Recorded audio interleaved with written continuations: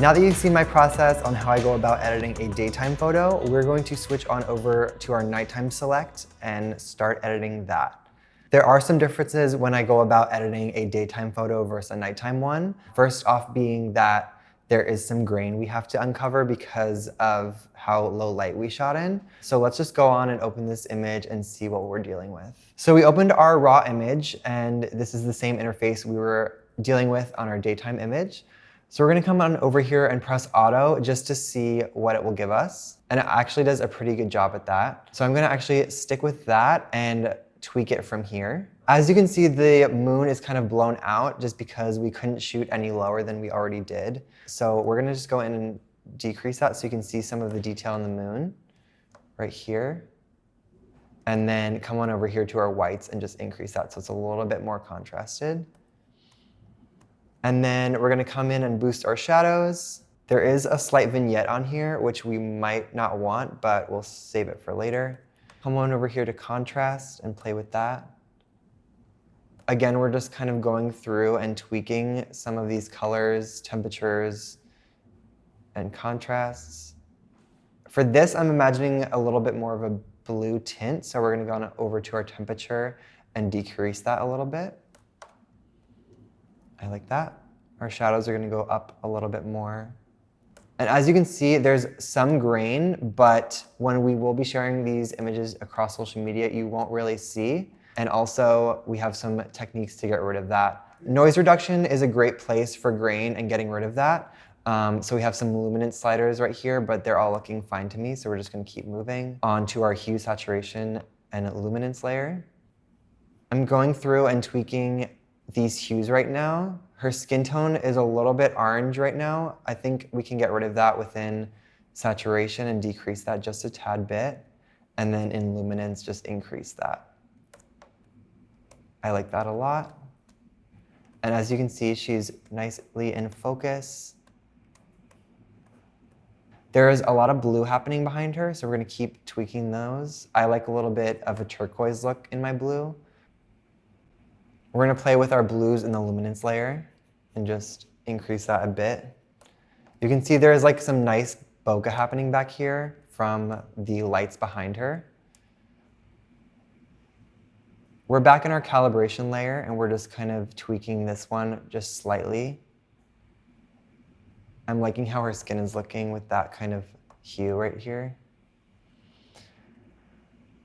I think I do wanna increase the orange luminance just a bit, and then go back here and increase the whites just a bit, and then our shadows will just boost to 95. I like that. Moving on to split toning, I think the highlights here will give us a nice effect because of how red her skin is against this blue. So we're gonna head over to a nice kind of green blue hue and complement that red skin. As you can see, it's kind of evening it out back into the background of her. And I'm really liking that. So I think we're ready to open it into Photoshop. So let's go for it. So now that we've opened up the image in Photoshop, just like the daytime photo, we're going to unlock this layer and duplicate it, just so we can come back to that one as a before, but also if we mess up anything. So at first glance, something that's throwing me off is the top right of it.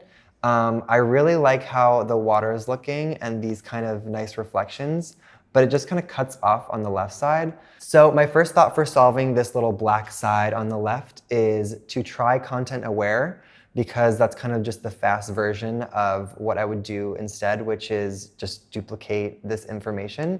So let's go on to the lasso tool and select this side. We're gonna head over to Edit, Fill, and then Content Aware, and see how it looks. Okay, I'm not mad about it. So we're going to just fix up this side with Content Aware once again. So what Content Aware does is it kind of takes all the information that it sees in the image and takes the selection that you're making and tries to make a best bet of what you're trying to do. So a lot of the time it doesn't work out, but when it does, it's really a quick way to get a fix you need. As you can see, it didn't totally do what I wanted it to do, so we're gonna go ahead and do it manually, but I do like how it got rid of that black. So we're just gonna go in and select this part of the image. We're gonna go to Edit Copy and then Edit Paste. And then we're gonna Command T, transform that over to this side. I think we only need about 1.5 like that. So we're just gonna go in and erase this side and make it a nice soft eraser. We have it about 1,700, just because I want a soft transition. And then we're gonna zoom in on here and kind of get rid of this hard layer with a smaller eraser brush. And you can always look underneath kind of what you're editing, so I can see how this line is pulling up, so I can kind of follow that. And you can also do this by throwing the opacity a bit down. Cool. All right, let's back up from this image and see how it looks. I'm definitely liking that. Let's see what it did. What I do notice, though, is that the sides are definitely vignetting. We're going to take our burn tool on the midtones, take our brush a little bit higher, and just kind of make that a little bit darker, not so crazy, just so it transitions a little bit nicer. Nice. That's just kind of like a perfectionist thing, but I think that it makes the image a lot more eye-catching and less distracting because your eye kind of goes to that black spot in the upper left. Cool. And now what we're going to do is combine this layer into our other base layers because I know that I want it to stay. I'm really confident with it. So we're just going to go in here and combine these layers. Let's, of course, name these while we're at it. All right, let's zoom in here and just see what we're working with.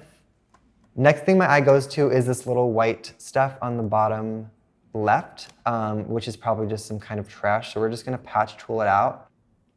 So we're going to select it and move it over to a texture that we want right here. And there you go. Next thing we're going to do is kind of dodge and burn this whole image. So making midtones, highlights, and shadows a bit darker or brighter. So what I like to do to make it as non-destructive as possible is create a whole another layer where we'll be doing the dodging and burning. So we're going to create a new layer, go to Edit, Fill, and 50% gray. And then we're going to go over to the blending mode and go over to Overlay. So as you can see, when clicking off and on this layer, it doesn't do anything. But if we apply dodging and burning, it will do it without affecting the layer itself. It's kind of doing it non-destructively, and we can always delete this if needed. So while dodging and burning, I like to get any unnecessary shadows out of frame. So as you can see on this side, there's some weird darkness happening. So if we click on our dodge shadows, we can kind of bring those up. And now we're going to head to burn and just kind of darken the midtones up here because it's a little bit too bright for me. I almost like the focus actually on Isabella, so I actually might go in here and darken some of the sand that I was just making light, but I think it's just a different look that I'm into right now. And again, this is just a layer that we can start over or get rid of if needed. We can look how it's doing. So it's just making the image more even and more focused on Isabella instead of kind of this textured sand around her. This spot in particular is a little bit bright for some reason, so we're just going to go in here with the highlights on our burn tool and get rid of that.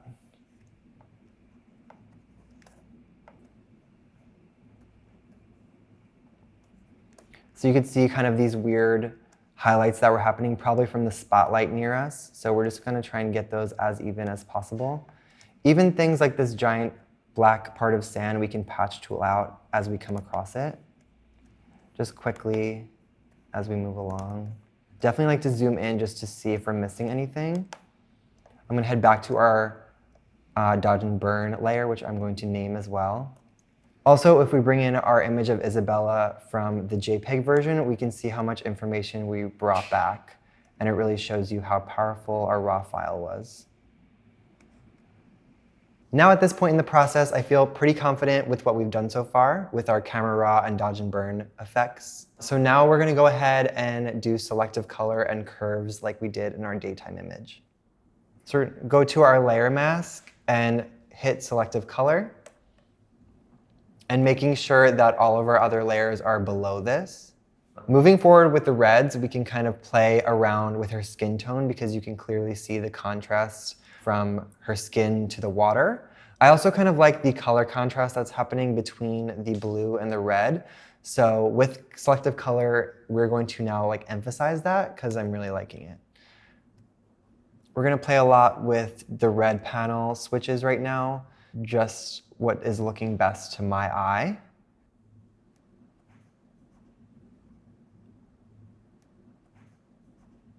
And then we're going to head over to the blue. It's not picking up as well, I think, because this blue is maybe registering as cyan. So let's switch to that. Yeah, so it's working a little bit better. We're going to boost up a little bit of the information here in the blacks. Awesome. Now for the final adjustment, we're going to go and head over to our curves layer. So we're going to make a curve mask really quick and do what we did in our daytime image and make those blacks a little bit more muddier and kind of give them some more tonal range.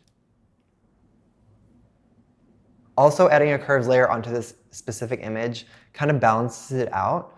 I feel like maybe the lighting on her was a little bit uneven. So this kind of gives it an overall nice tone. Cool, and let's just see how that looks. Cool, we can drag that above our selective color and then just kind of lower it a bit or higher it if we need it. We're going to zoom in as well and just see if everything is looking good. I actually might sharpen her face just a bit.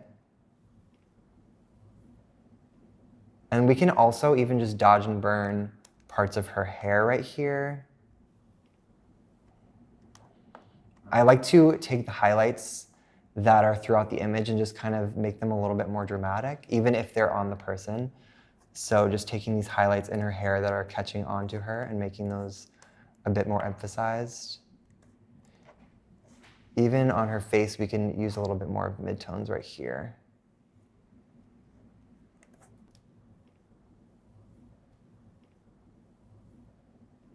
As you can see, the light from the moon is casting onto her face directly, but it's kind of fading away down below by her feet.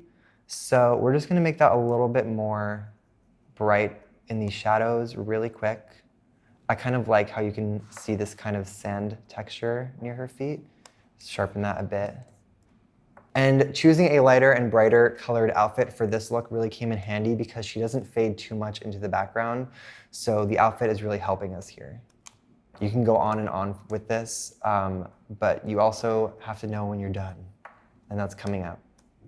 We're going to zoom into the moon real quick and kind of burn down these little textures you see here to make it look like a really realistic moon. Cool. I like that a lot. I'm done.